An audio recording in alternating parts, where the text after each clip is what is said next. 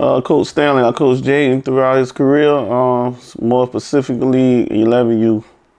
Well, at that time we kind of broke off, so we was regrouping at Frank Callen.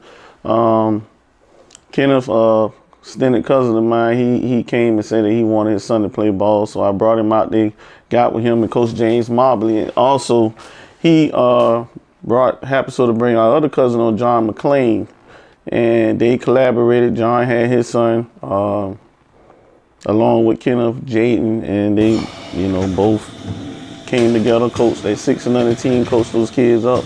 One of the things I remember about him, it was him, Trey, and Booby. They all love football. So when you got a bunch of kids at that age love football and love to work, it was pretty much easy. And I knew that that group would be special because they love football to the core. I've been making him do that. Right? It's the same movement, but I want you exploding off. Here, using just those calves, okay? The legs are not quite fully locked out. We got just a little bit of bend, but I want a calf. I want your calves exploding up off the ground. Jump. Jump. There you go. Jump, Jay. Good. Well, by the time Jaden got to me at 11U, usually, they would put in the work in the off season, but his time with 11U was probably his hardest time because, doing the transformation with school, he had just stopped playing school ball. So that whole year he didn't do anything over the summer and spring, no workouts, no anything. We had a couple of little difficult hiccups, but once we ironed everything out with Jaden, and I got him back into football, and he was totally out of shape. So that probably been the worst. He been out of shape coming into his 11U year. So, one of the biggest things, of course, they going into 11U, so the attitudes are different. They think they know everything. They got, which, with me, I don't mind that because I know how to handle that. But at the end of the day, one of the habits that he fell into was he always used to hold his head down, don't know how to hold his head up and read the holes. And I know everybody say you can't teach vision, but that is absolutely false. You can guide kids on how to read a play and teach them how to read a play. Now, how they execute it during the play, that comes with repetition. But, teaching a kid vision is absolutely false. You can kind of guide a kid into knowing how to vision themselves into playing a football game. See, that's what we be talking about. When we know, but you ain't him, you ain't hush. That's what we be talking about. That's what we be seeing. That's what we see in you. So that same intensity that you just did, you got to do that from the beginning. That's just like playing in the game. You can't wait till the second half to go off. No, you got to go off from the beginning of the game. You understand? Yeah, that's what we talking about right there. You think, but you'll think I just be arguing with you. No, it's because we know what you can do. Okay.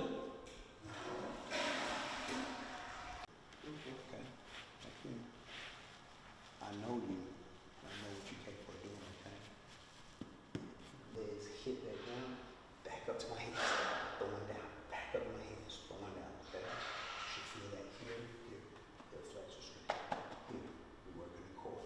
Well, definitely been a big growth. Number one, of course, we had to get him back in shape. He picked up a lot of weight. He was already built as a running back, low to the ground, thick legs, things like that.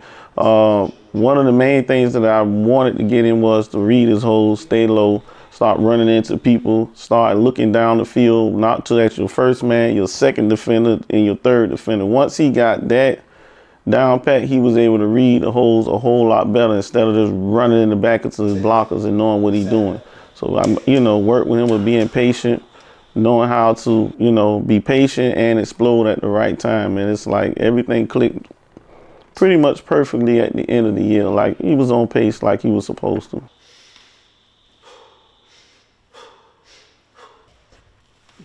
That's 10 reps. Ready?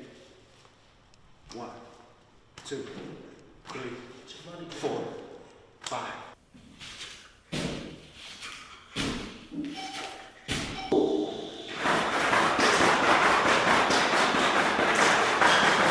There you go.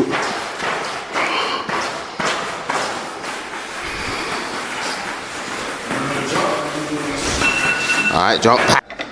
Just put it down. Yeah.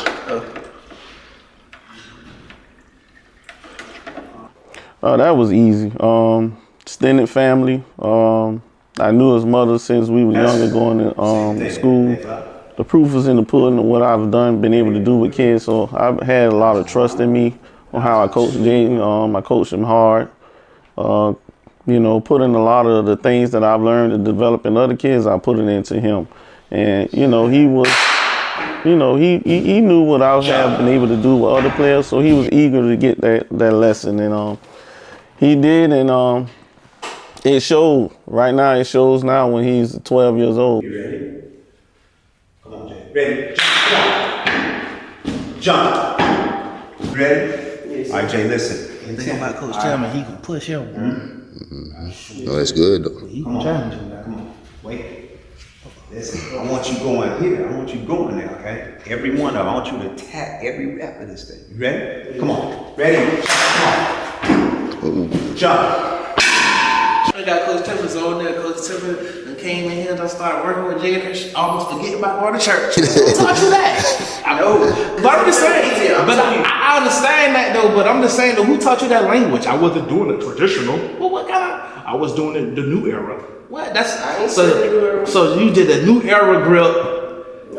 So you did. So instead of you doing the old era grip, which is traditional, you did a new era grip, which is I don't fucking know, but whatever. Man, bro, you better get your hair retwisted, man. I'm talking about I don't see you doing no exercise with your hands, so you must be talking about the video game when you and Jamil and the rest of your little homeboys who you play football with. You know how fast you gotta move your fingers too on that? Yeah, I'm telling you, your fingers gonna get stronger if you start This playing. man here talking about all kind of shit. Just like he talking about, I didn't use a traditional grip. Who talks like that? Multiple ways to grip a thing. It's not only one way to grip it. See, y'all love my. See, you know what? Real talk, like, what do awards mean to you? No, they don't matter at this level. Now, if we talk about college and like NFL, like yeah, those will matter to me. But like not right now. No, they don't matter. Why they don't matter to you right now? Cause like ain't no point like of using like think about when you get older. Man, I had all the trophies back when I was 12. Like ain't no point in saying that. You might also say that when you was like in college or like NFL. Why? Cause like it's like more, how can I say, it's like more challenging to get more awards in college and NFL level. Cause like the work that you gotta put in, you gotta beat multiple people. You gotta be like, let's just say like 1,000 people. Like everybody good. Yeah, on everybody that level. on that level. Yeah. Everybody good on that level, so it's more harder, it's more challenging. So like, okay, I get that, and that's what's up. Cause like I always tell you, whatever God got for you, He got for you. You know what I'm saying? We don't play for awards, not at this level, not for no middle school and your last year of youth football. Shout out to the River Boys, but we never played for that. And I always taught you, and I always told you, our main focus is scholarships, going to school. See, that's your reward. You know what I'm saying? You getting that scholarship, going to school, even if it's just high school, you end up landing a scholarship. It don't matter. That scholarship, that's your MVPs. Your education is your MVP. Your education is your offensive player of the year, defensive player of the year. Those are your accolades. Your grades, your GPA. Those are what's important. Them trophies and stuff, they ain't gonna do nothing but collect dust, and they gonna go on my wall, and they gonna get dusty, and they gonna be old like me, or whatever. But ain't nobody gonna be speaking on that, It'll be something you could speak on to your kids, to motivate them when they start playing ball, and you can say, you can show off, hey, daddy got this, daddy got that, or whatever. But far as your journey, once you get to a certain level, ain't nobody care nothing about you having MVP for 12U or most improved. Ain't nobody care nothing about that. Ain't nobody care. Think about it. Private school, middle school, and private school. What they give you after the Spiral Championship? What they give you? Certificate. They give you a certificate. Nobody get trophies. I ain't seen nobody get no trophy yet that went to private school and got a trophy for MVP and all that. Everybody got the same thing, a certificate. So what that tell you? It don't matter. That's not important. Cause that's not the end of the level. It's levels. You know what I'm saying? So, just keep that in mind. Never be no hater. Still respect your teammates and your friends or whoever. Whatever they get, that's what they get. Be happy for them. Just like you've been doing. You ain't never looked down on nobody because somebody might have got Iron Man award and you wanted that, and you only got most versatile. You know what I'm saying? It's whatever God give you. How the saying go? God blesses the child that has his own. So if you do only get Offensive Player of the Year, embrace that. You understand me? I don't know what you're gonna get this year for your last banquet or 12U. I don't know. But whatever God got for you, that's for you. You don't let that dictate your future. Cause that ain't, I always tell you, that this is just the beginning. This is just a stepping stone. You know what I'm saying? You got a shadow day coming up. I ain't gonna speak on, the school just yet because, I just wanna make sure things go how they're supposed to go first. At the end of the day, we don't settle. You understand me? You put in the work. It's just like when these colleges coming to give you offers. Just because Georgia coming to you first, that don't mean you got to go to Georgia. So just because this situation is happening right now, that don't mean you have to go. You know what I'm saying? So we just gonna see how it go or whatever. And if that's what God feels like that's where you're supposed to be, then you're gonna be. But I got a plan B for you. Okay? So, just keep working. I just wanted to pick your brain and, really see how you feel about awards. Cause a lot of kids, they get caught up with awards and then they lose sight of what's really important. See, they only playing for awards. I gotta get this, I gotta get that. Not knowing it's something bigger out there.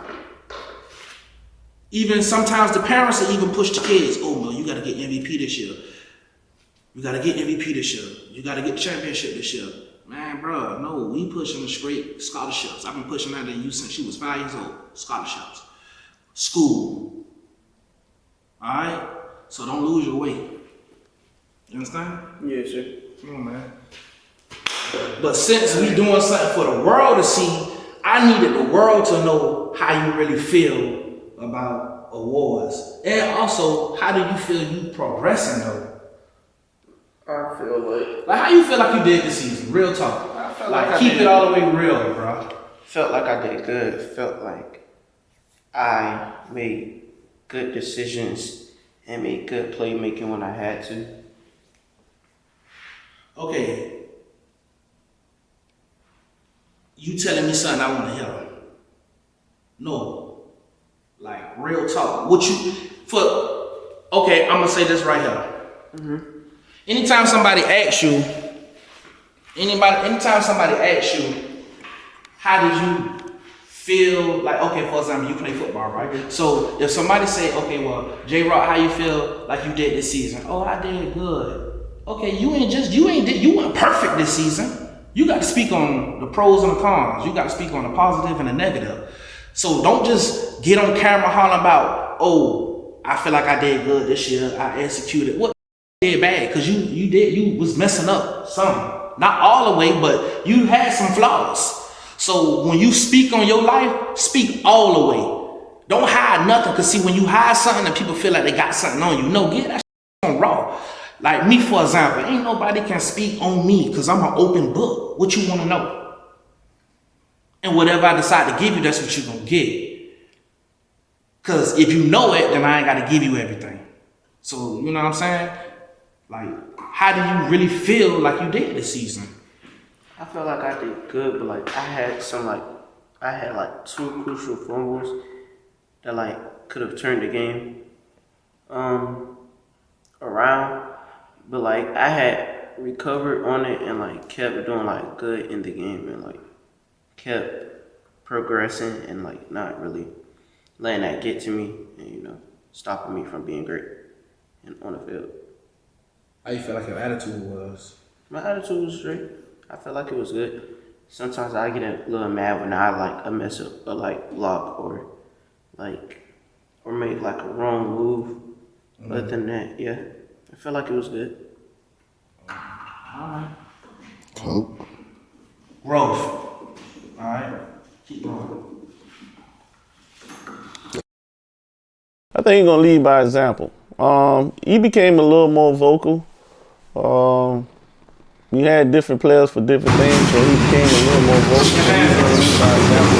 Open your hands up. Work. And like I say, going in between 10 and under to 11U, he kind of lost the taste and love for the game for, things that didn't have anything to do with him. But that 11U season was very critical with Jayden. We was able to go all the way to nationals, finish 3rd or 4th. I can't remember what, but that lit the fire not only in him, but the rest of the team. It really brought a lot of the fire back. I wish I had the Jayden from 12-year-old that I had at 11, but I already knew what I instilled and put in him, and he took it from there and took it to another level. So on Friday nights, I expect for him to just be a dog and lead by example, and bring forth a lot of energy and knowledge and experience that he already gotten as a little league football had put in him.